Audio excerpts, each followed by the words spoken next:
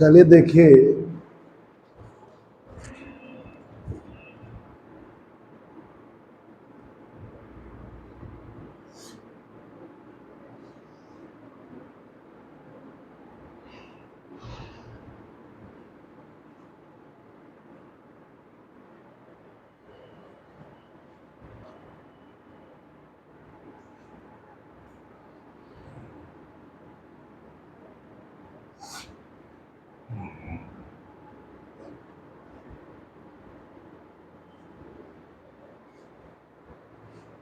आपको पहले जरा सा काइनेटिक एनर्जी ऑफ बॉडी,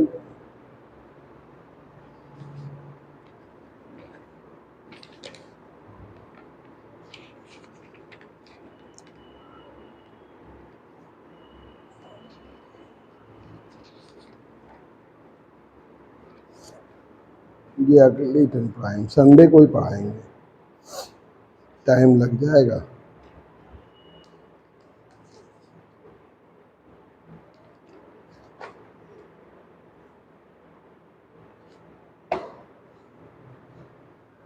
देखिए, इलास्टिसिटी में जो पढ़ रहे थे उसी के आगे पढ़िए हम। बीम सरल पढ़िए, अब इलास्टिसिटी खत्म कर लीजिए, तब उसमें मोमेंट ऑफ इनर्शिया से रिलेटेड दो टॉपिक है, छोटे छोटे बता दें, या संडे को बता दें। थोड़ा टिपिकल है। बीम इज ए बार और रॉड। बीम बार है या रॉड है? बीम इज ए बार और रॉड, बीम बार है या रॉड है? whose length is many time to its thickness, जिसकी लंबाई इसकी मोटाई के कई गुना है। whose length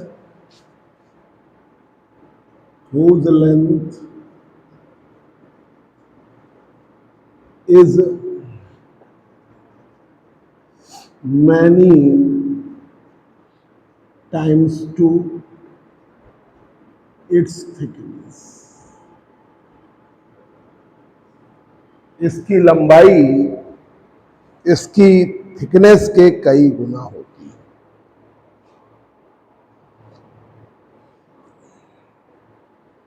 रेक्टेंगुलर बीम होती है,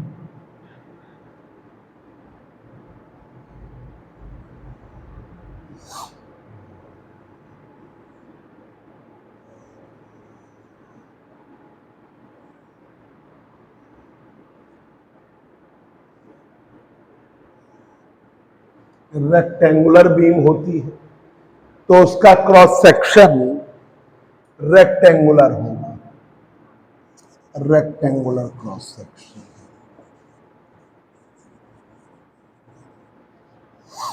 अगर सिलेंड्रिकल बीम होगी तो सर्कुलर क्रॉस सेक्शन। ठीक है, तो रेक्टेंगुलर बीम ये आपका circular cross section, rectangular beam having rectangular cross section,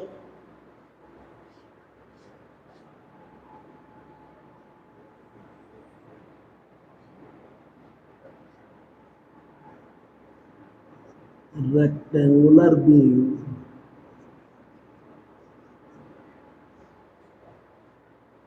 having rectangular cross section,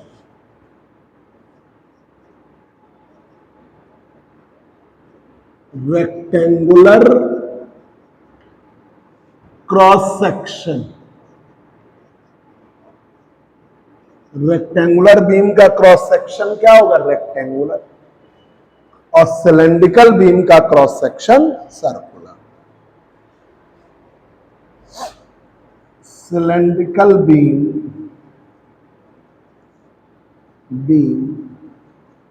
having circular cross section,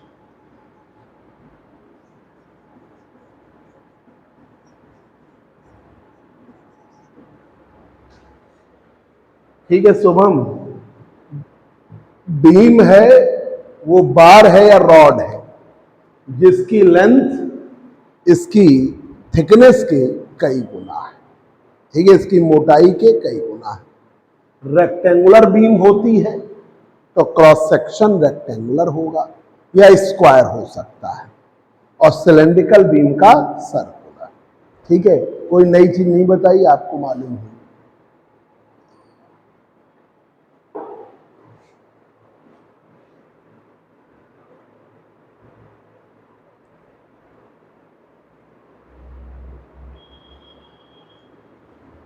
rectangular या स्क्वायर क्रॉस सेक्शन, रेक्टेंगुलर या square cross section.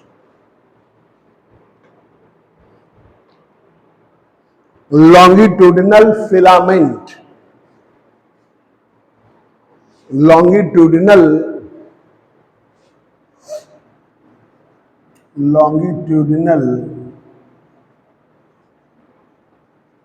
Filament,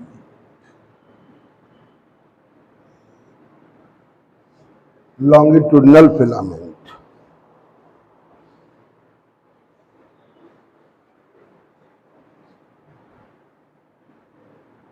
rectangular beam में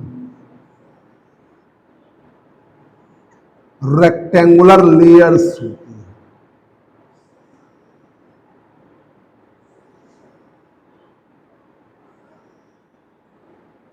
cylindrical beam में cylindrical layers, इन layers को क्या कहते हैं? Longitudinal filament. हर चीज layer से बनी, यहां तक कि हम आयरन का भी, अगर जैसे रॉड होती है सिलेंड्रिकल है तो आप ये मानोगे एक लेयर है, दूसरी लेयर है, तीसरी लेयर है, आप लेयर्स मानते हो।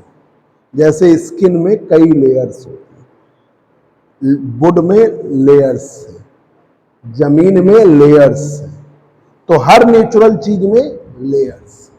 तो इससे क्या माना है? Number of layers. तो beam is formed by number of layers. Beam is formed by number of layers.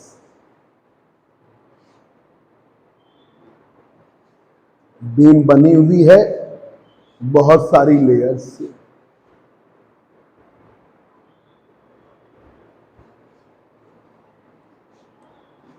Number of layers. These layers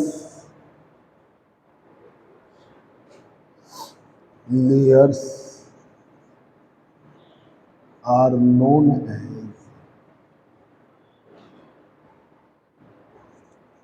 longitudinal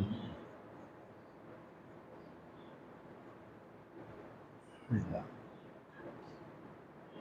These layers are known as longitudinal filament. Rectangular beam है तो longitudinal filament rectangular layer होगा, और अगर cylindrical beam है तो longitudinal filament cylindrical layers होगा।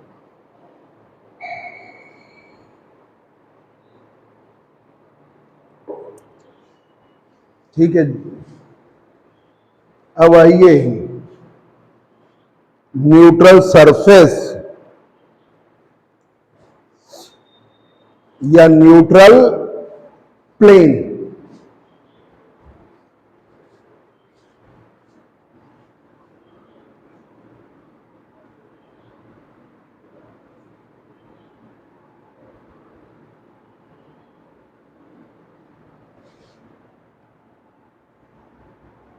Neutral surface और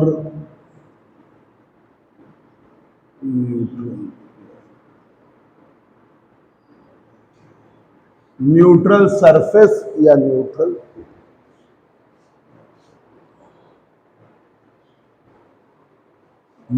surface या न्यूट्रल प्लेन। बीम के दोनों सिरों पर फोर्स लगा दिया।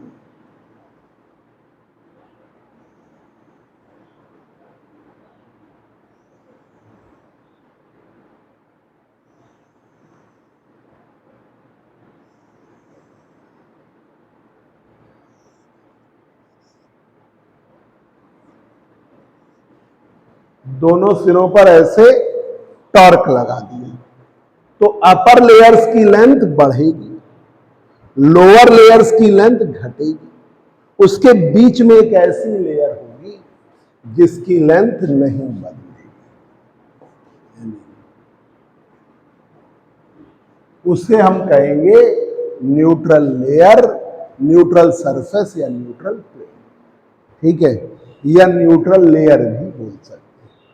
ठीक है, when torque is applied at both ends of beam. When torque is applied at both ends of beam. ठीक है, both ends of beam. Then length of upper layer will be increases. Length of upper layer will be increases, while length of lower layer will be decreases. Length of lower layer will be decreased.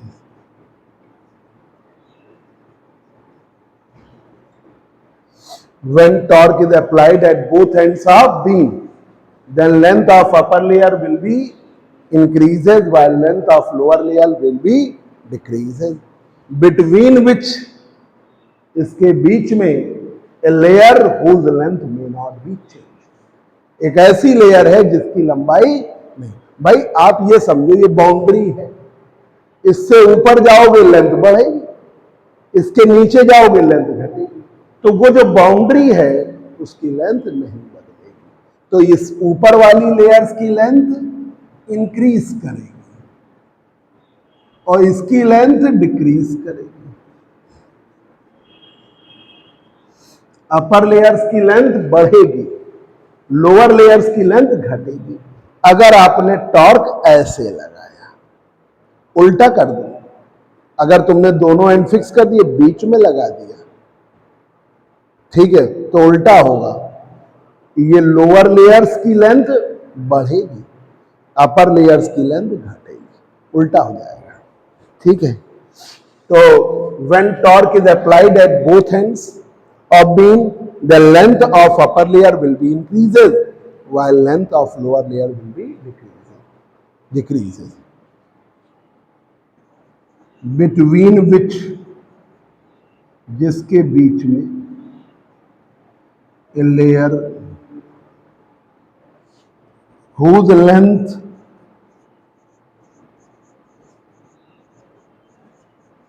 may not be changed.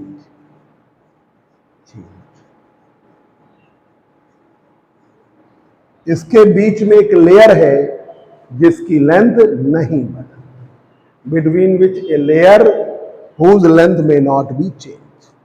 ठीक है, इसके बीच में एक ऐसी layer है जिसकी लंबाई नहीं बदलती, may not be change, is known as neutral layer और न्यूट्रल सरफेस और न्यूट्रल प्लेन।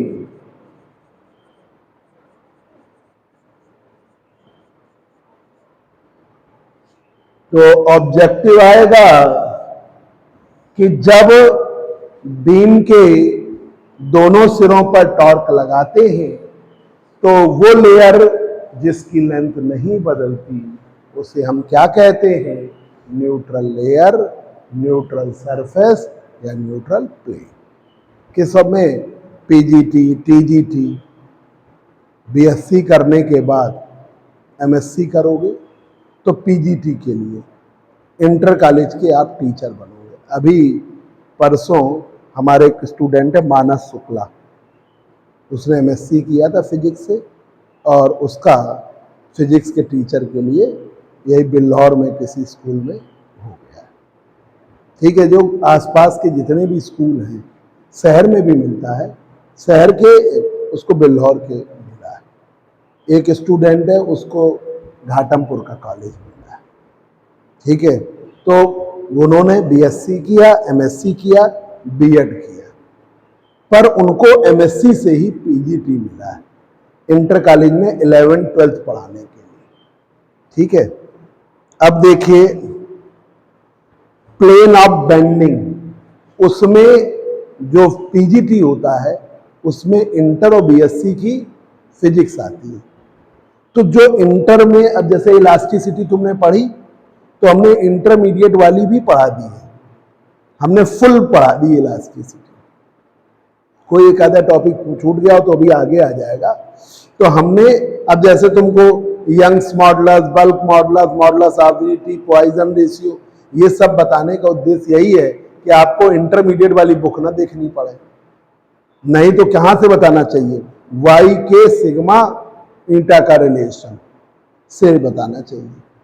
तो हम लोग बेसिक, भाई आपको इंटर आता है या नहीं आता, हो सकता है इंटरमीडिएट में ज्यादा कोर्स रहता है तो टीचर कहते हैं चलो ये पार्ट छोड़ दो, ये पढ़ लो, यही आएगा।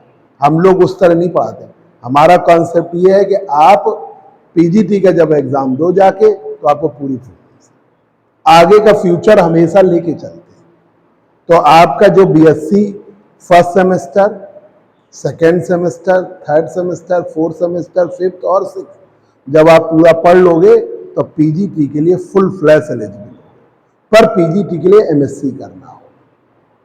ठीक है, और देख समझ लीजिए, बैंक पीओ की तरफ जाओगे, कंपटीशन है बहुत ज्यादा।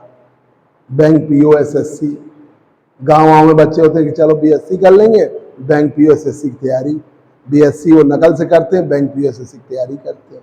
बहुत सारे बच्चे काकादेव में ऐसे बहुत सारे मिल जाएंगे, बीए कर रहे हैं, बैंक पीओ एसएससी की तैयारी, पर तुम्हें मिलेगा नहीं पीजीटी की तैयारी करने वाला।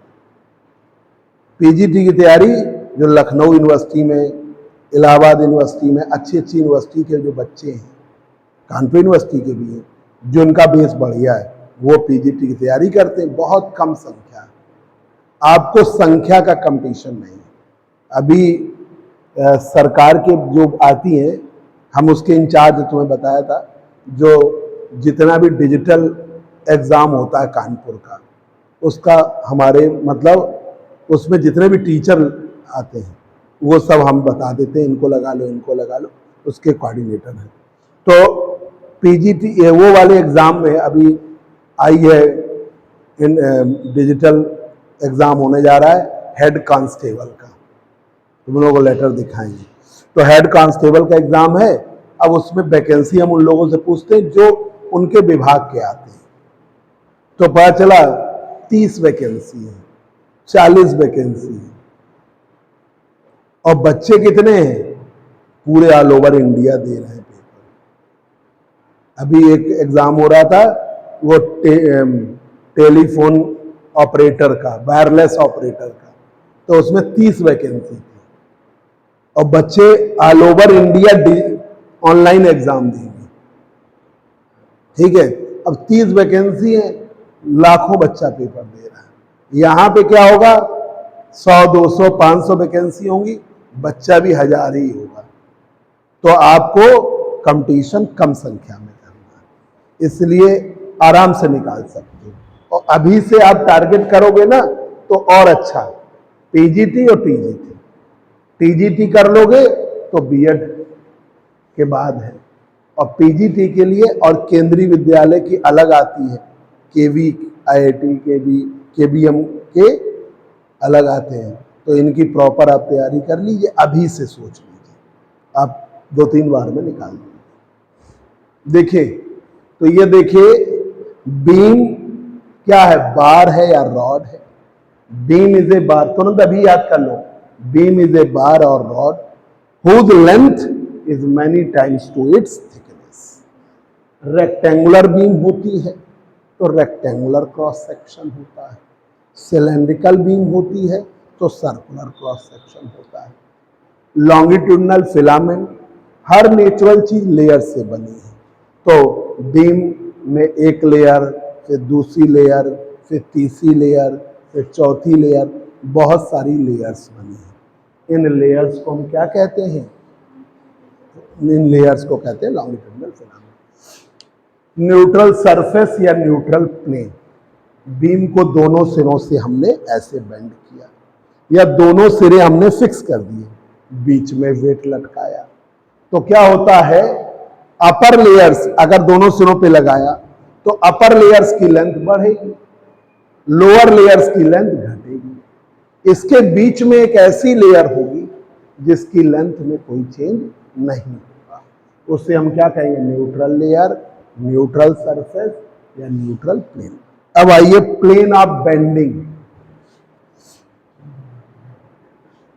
बहुत कम उसमें कंपटीशन है, ठीक है, और आपको जो बच्चे लग के तैयारी कर रहे हैं निकाल दे रहे हैं।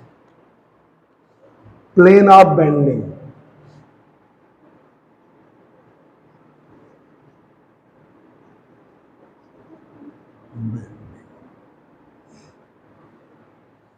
प्लेन ऑफ बेंडिंग वो प्लेन जिसमें बीम बेंड करती है उसे हम क्या कहते हैं? Plane of bending. A plane, a plane in which beam is bent, a plane in which beam is bent, वो प्लेन जिसमें बीम बेंड करती है is known as plane of bending, is known as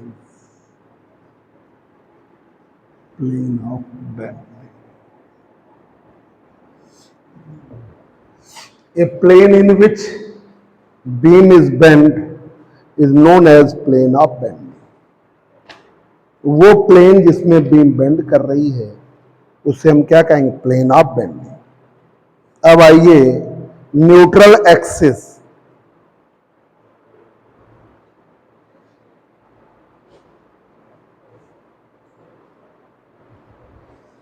neutral axis,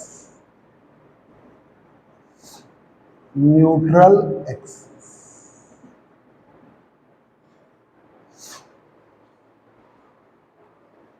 the plane in which, the line in which plane of bending intersect the neutral surface is known as neutral।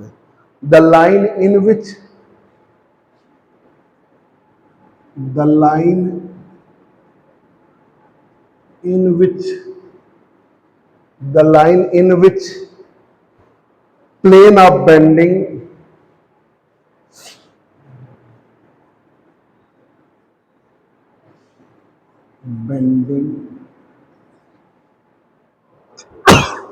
the line in which plane of bending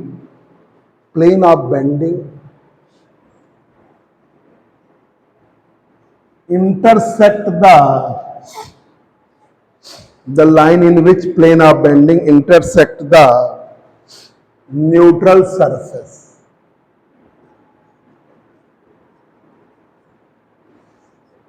neutral surface, the line in which neutral surface को intersect करेगी, the line in which plane of bending intersect the neutral surface, surface is known as neutral axis.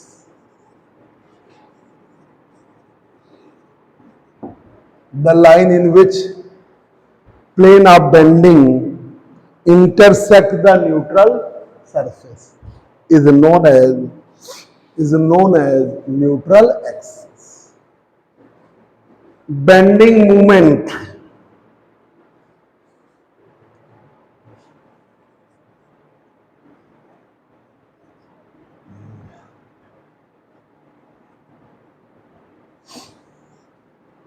Neutral axis, ये देखिए एक axis है जहां पर plane of bending जो है वो इंटरसेक्ट कर रहा है, जो बेंडिंग वाला प्लेन है वो इंटरसेक्ट करेगा न्यूट्रल सरफेस।